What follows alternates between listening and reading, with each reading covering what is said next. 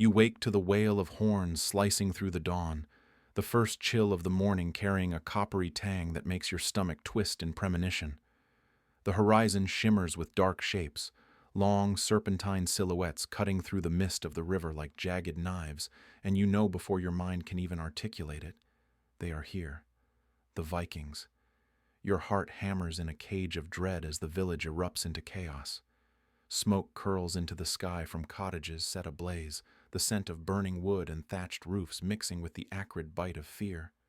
Screams, piercing, desperate, unfiltered, tangle with the clang of swords against shields, the grunt of men straining against resistance, and the anguished cries of those caught too close to the edge of slaughter. Every instinct screams at you to run, to hide, to vanish into the shadows of your father's castle walls, but the corridors are flooded with terror and confusion. You can feel the vibrations of the pounding oars through the stone beneath your feet, the rhythmic crash of the longships breaking through the surf as if the sea itself conspires with these invaders. You catch glimpses of them as they pour from the boats, towering figures clad in iron and leather, eyes alight with the thrill of conquest, hands glinting with axes and blades wet with morning dew, and something darker. They move with the precision of hunters, yet the violence is everywhere, indiscriminate, and you know there is no mercy for anyone in their path. You cling to the shadows of the battlements, chest tight, lungs burning as you witness the plunder, the way they take everything, how they rip through homes, toss aside infants like straw dolls, how the women cry out, some pulled screaming into the longboats that rock and sway like dark promises on the water.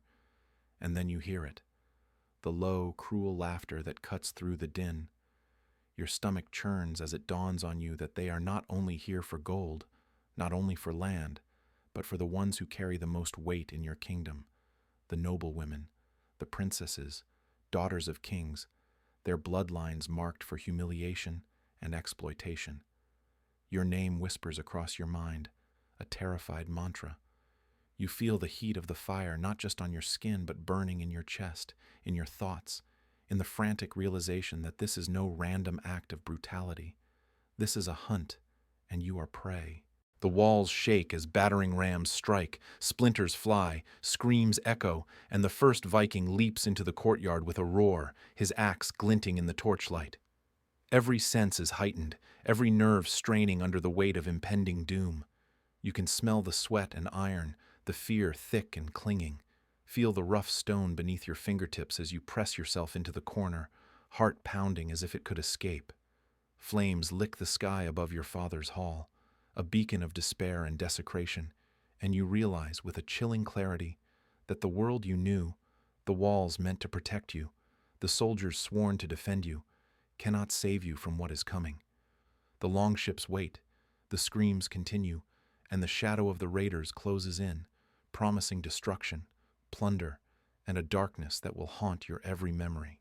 What if I told you that the chaos you just witnessed, the smoke, the screams, the raised walls, is not simply the random cruelty of marauding Vikings, but part of a terrifyingly calculated strategy? Imagine that the plunder, the fire, the desecration of sacred halls is only the first act of a ritualized campaign of domination, and that the real prize, the target that strikes fear deeper than any sword, are the women of noble blood, the princesses, the daughters of kings, whose bodies become instruments in a game of conquest and humiliation. Were these acts mere brutality, the product of uncontrolled savagery, or were they a chillingly deliberate tactic to shatter kingdoms from within? Every raid carried the potential to topple dynasties not just by sword and shield, but by stripping away lineage, honor, and the very social fabric of the enemy. This is not speculation or dark fantasy.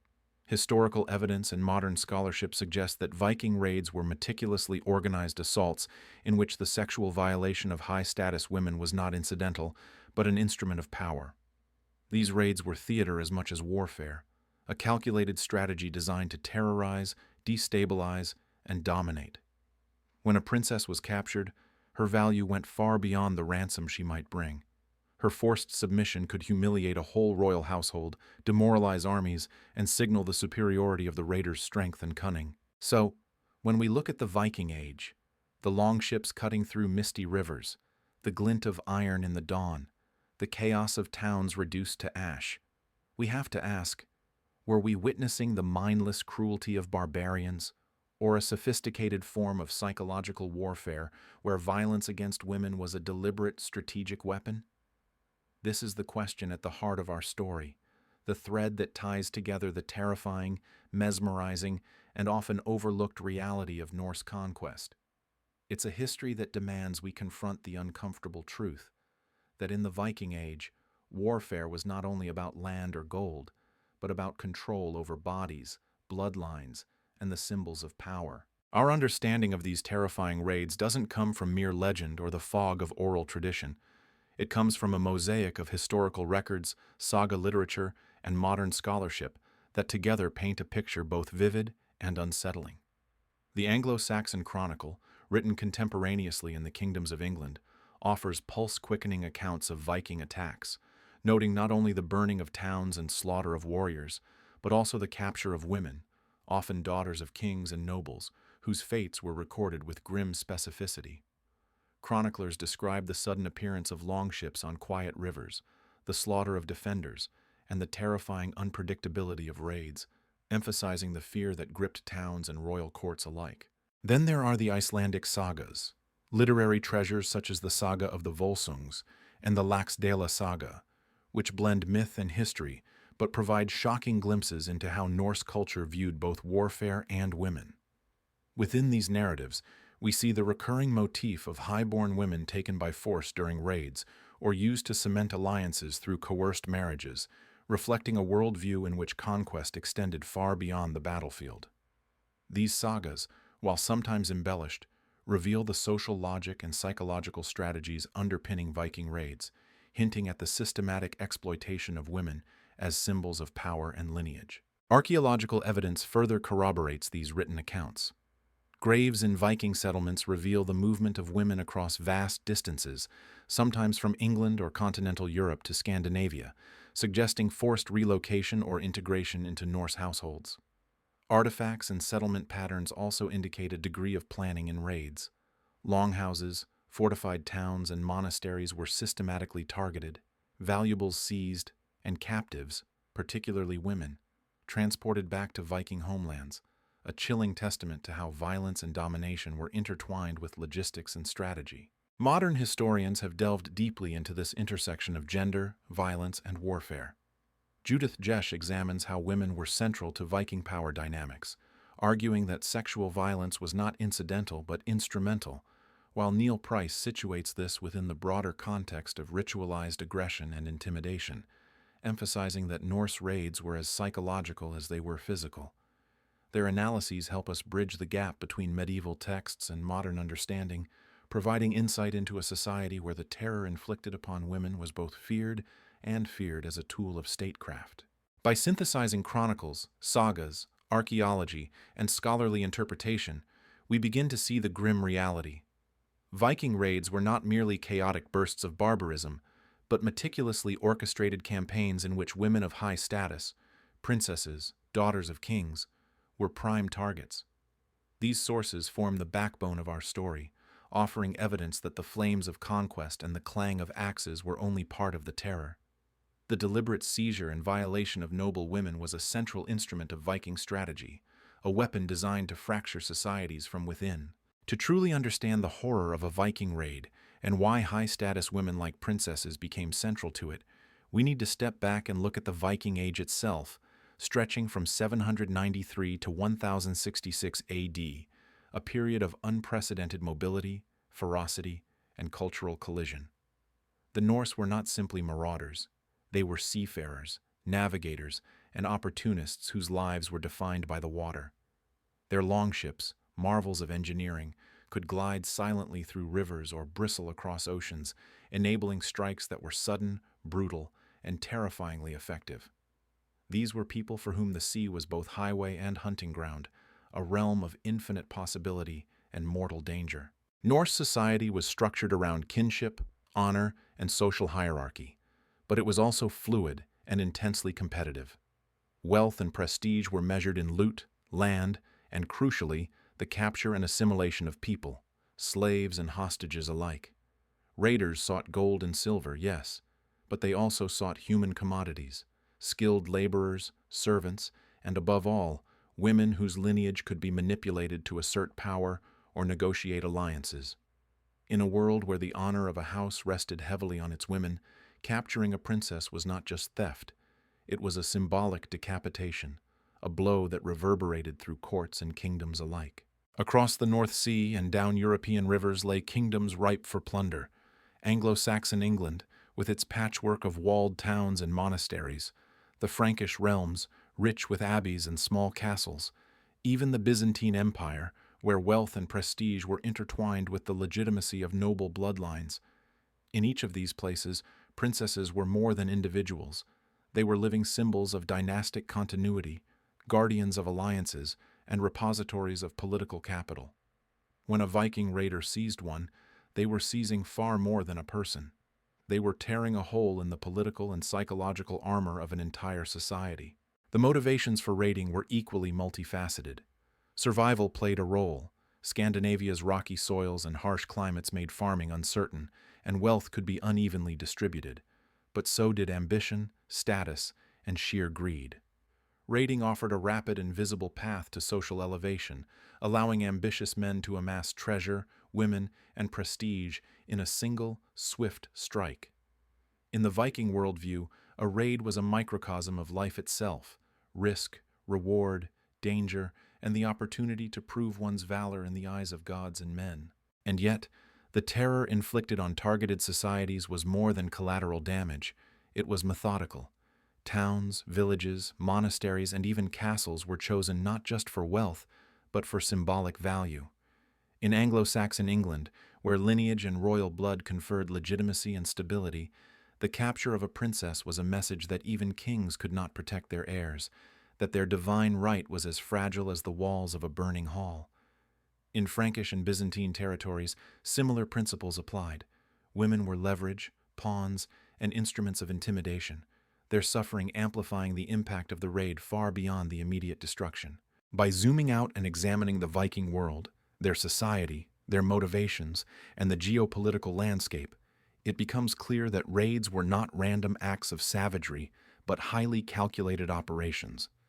The combination of mobility, military skill, and ruthless strategic thinking allowed the Norse to strike quickly, hit where it hurt most, and leave devastation in their wake. Within this context, the focus on princesses and noblewomen becomes less a tragic accident and more a deliberate component of a broader plan: to terrorize, to dominate, and to assert control not just over land and wealth, but over the very symbols of political and social order. The Viking raid began long before the first sword struck flesh, long before fire licked at thatched roofs or terror sliced through sleeping villages. It began on the water, with the sinister glide of longships cutting through fog-choked rivers, oars slicing silently into dark currents, prow emblazoned with the heads of serpents and dragons, designed to inspire awe and dread. Villagers would awaken not to the chaos of battle, but to the stillness that precedes it, the unnerving absence of sound, the weight of impending doom hanging in the air like smoke.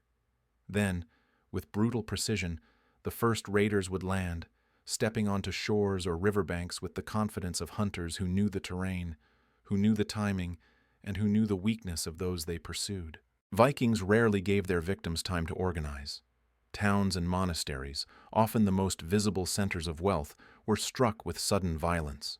Doors were battered down, gates torn apart, and the screams of those caught unaware were drowned by the roar of axes and the clash of iron. Wealth, gold, silver, and sacred objects was seized first, sometimes thrown into longboats even as the flames consumed the buildings behind them. Monks, craftsmen, peasants, and guards alike were slaughtered or taken prisoner, the living treated as commodities as efficiently as the coins they hoarded. Resistance, when it arose, was met with overwhelming force. Shields splintered, swords flashed, and the sound of human agony became a chorus of terror that would echo for miles. It was not only about physical destruction, it was about psychological domination. Raiding parties often used terror as a weapon in itself. Smoke would be driven into villages, horses stampeding through streets, the dead left in sight to horrify survivors. The deliberate chaos created an environment where fear was inescapable, where even the bravest of defenders knew that the odds were stacked against them. Long before a raider set eyes on a princess or noblewoman, the town's social structure was in ruins, the sense of safety obliterated, and the people reduced to trembling instruments of Viking strategy. As the initial pillage unfolded, captives were identified, segregated, and evaluated. Men who could fight might be killed or enslaved. Women and children were often taken with ruthless calculation. Noble households were singled out, not just for the wealth contained within their walls, but for the political leverage their members represented. Princesses and high-status women were especially valuable, and their capture was usually premeditated. Raiders would isolate them from their guards, often using the confusion and panic of the attack to ensure minimal resistance. The focus on high-value human targets was not chaotic. It was an extension of the raid itself, a methodical process that transformed terror into tangible power. The sequence of looting, violence, and selection reveals the frightening efficiency of Viking raids. Each element, fire, sword, pillage, and capture, served a distinct purpose, combining to dismantle not only the town, but the social and political network that sustained it. By the time the raiders had returned to their longships, the village lay in ashes. Survivors were traumatized or enslaved, and noble bloodlines had been struck at their heart. The initial pillage was more than preparation for the raid's ultimate objectives. It was a calculated display of dominance, a theatrical prelude to the targeted exploitation of women whose value extended far beyond their immediate captors' desires. In the midst of burning villages and shattered monasteries, the raiders' eyes always sought out a particular prize, the women whose very existence represented power, prestige, and political influence. Princesses were more than individuals. They were embodiments of dynasties, living symbols of kingdom stability, heirs to thrones, and linchpins in the fragile web of alliances that held medieval Europe together. To capture one was to strike directly at the heart of authority, to humiliate a king without even facing him on the battlefield. This was not happenstance. Viking leaders understood the psychological weight of these women. They knew that the seizure of a princess could demoralize entire armies, sow distrust within royal courts, and create leverage that extended far beyond the immediate moment of violence. Noble women were also highly pragmatic targets. Their value could be measured in ransom, trade, or integration into Norse society. Historical records, including the Anglo-Saxon Chronicle, repeatedly note instances where the capture of high-born women led to enormous payments, treaties, or political concessions. But sometimes ransom alone was not enough. These women were also integrated forcibly into the raiders' world, as wives, concubines, or slaves, transforming the spoils of war into tangible generational advantages. A princess brought to Scandinavia could bear children who would carry Norse bloodlines into previously foreign territories, solidifying power and influence far beyond the initial strike. Her value was both symbolic and practical. She represented a bridge between worlds, a tool of assimilation, and a weapon of humiliation. The targeting of noblewomen also sent a message to neighboring kingdoms. When news spread that a princess had been abducted, it was a warning, a signal that no fortress, no castle, and no riverbank could truly guarantee safety. Kings and lords were confronted with the terrifying reality that the Vikings could reach into their most intimate circles, disrupt marriages, destabilize alliances, and force them to confront their vulnerability in the most personal of ways. This was psychological warfare at its most intimate. The attack on women was, in effect, an attack on dynastic legitimacy itself. Saga literature reinforces this grim logic. In texts like the Laxdæla saga and the saga of the Volsungs, we see the calculated use of noblewomen as instruments of power. Their abduction is rarely accidental. It is often premeditated, a means to secure a foothold in foreign lands or cement authority through fear. Women of lower status were victims of violence, certainly, but the deliberate targeting of high-born women underscores the strategic thinking behind Viking raids. It is a reminder that these were not random acts of lust or cruelty. They were carefully planned moves on a chessboard of conquest. Even in the brutality of the raid itself, the focus on princesses demonstrates a hierarchy of violence. Towns were plundered, men killed or enslaved, but the high-status women were singled out, shielded only by their value. This selective attention was a conscious recognition of the multifaceted power they embodied: political, symbolic, and social. Capturing a princess meant more than taking a person. It meant wielding her as a weapon against her people, using her presence or absence to destabilize, intimidate, and manipulate entire regions. Once a princess or noblewoman was seized, the violence rarely ended with mere capture. Historical records and saga literature paint a chillingly clear picture. Sexual assault was not an incidental byproduct of chaos. It was a deliberate instrument of control and terror, a calculated method for asserting dominance over both the individual and the society she represented. Chronicles like the Anglo-Saxon Chronicle recount women dragged from their homes and forced into submission, while sagas such as the Saga of the Volsungs depict the systematic abduction and forced marriage or concubinage of high-born women, showing that the violation of their bodies was intertwined with strategic goals of conquest and assimilation. The assaults were brutal and public in their effects, even if not always public in execution. Captivity often involved being taken across seas to the raiders' homelands, thrust into households where resistance was punished, autonomy stripped away, and submission demanded. These women were trapped in a terrifying limbo, alive and controlled, yet reduced to objects of power. Their suffering was amplified by their symbolic importance.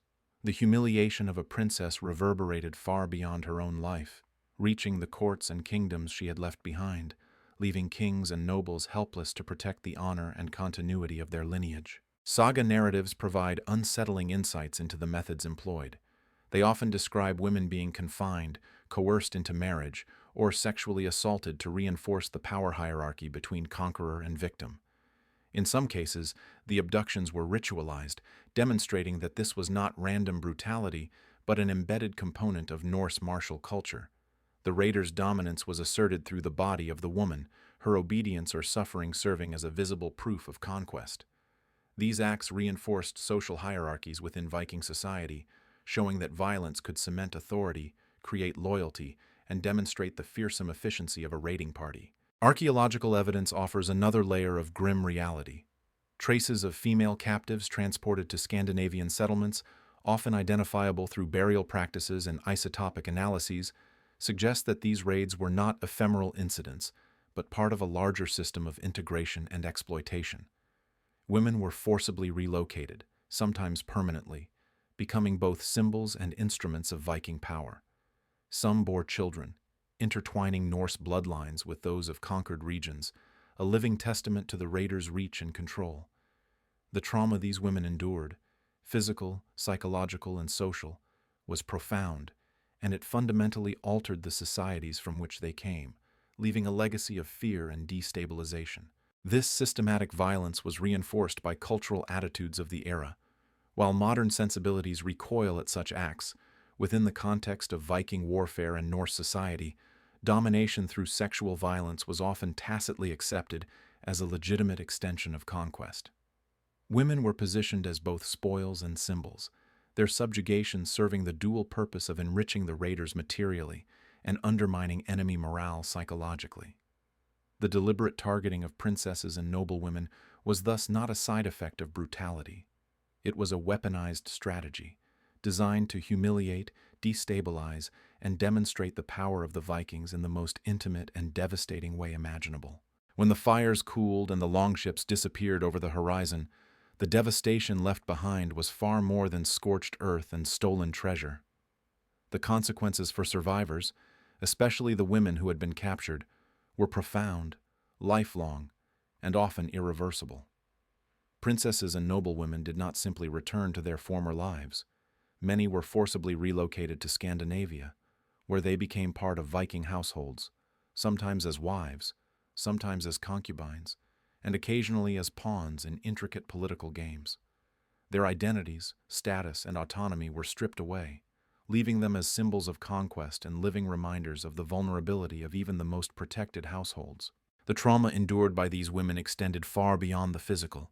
Many were separated from families and kingdoms, thrust into foreign lands, and expected to bear children for their captors, children who would serve as a permanent, generational mark of Viking dominance.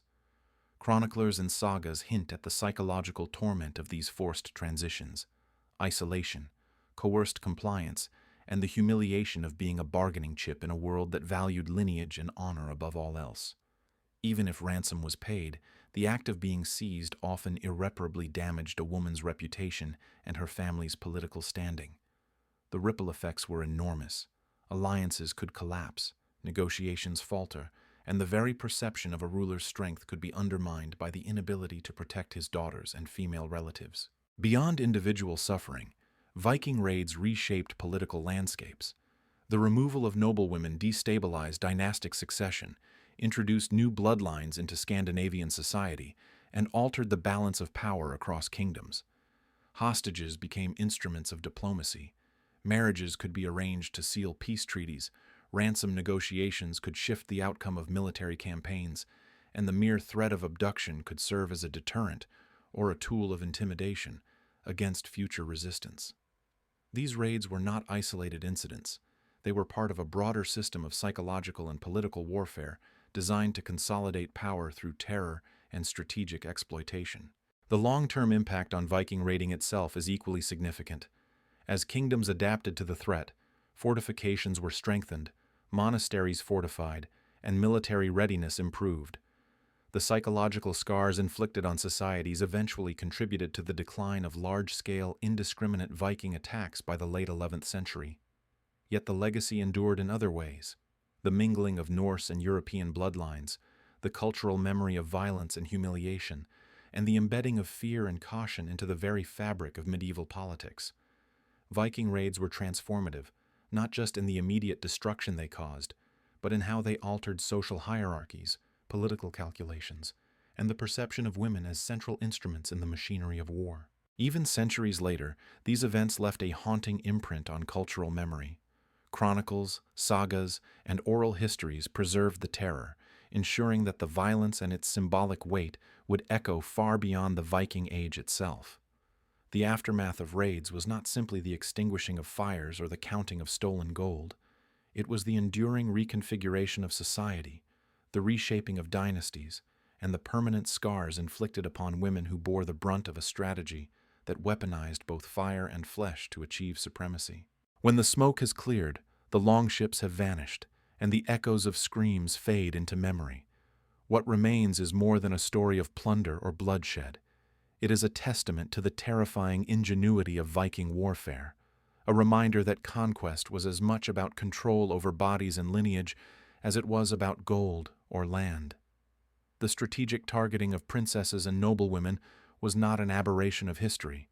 It was a deliberate, calculated instrument of domination designed to humiliate, destabilize, and reshape entire societies. These raids were a theater of power in which fire, steel, and fear converged with sexual violence to assert supremacy and bend kingdoms to the will of the raiders.